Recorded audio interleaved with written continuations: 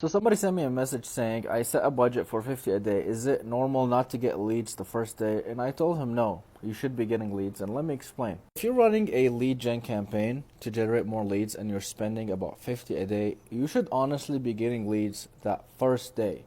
It depends on the industry, but this guy that texted me, he says he was doing concrete. And for that industry, you should honestly be generating leads literally that first day. And so a lot of times, if you're not generating leads the first day, it means that you have to optimize something because your campaign is just not good enough. It could be a problem with your creative. It could be a problem with your ad copy. What's your funnel looking like?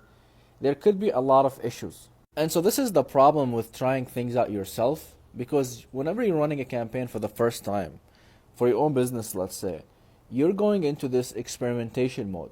You're testing out what works, what doesn't. So it's kind of normal for you to not generate leads in the beginning because you really don't know what works and what resonates.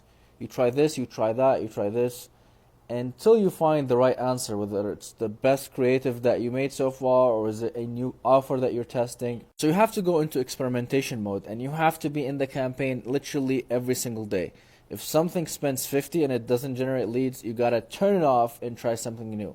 And then on to the next thing. You turn it off and try something new until you hit the right spot where ideally your cost per lead should be a lot less than 50 for the industry that you're in, which is concrete. So that's the difference between trying things out yourself and then working with an agency like mine, because we already know what works. So we plug in what works into the business and we literally start getting several leads that first day we go live with the campaign.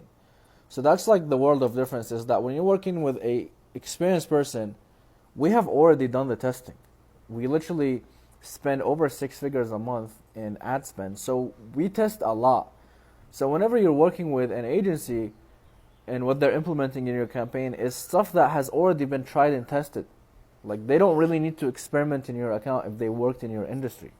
They just plug in what works, and so you're out giving estimates literally that week.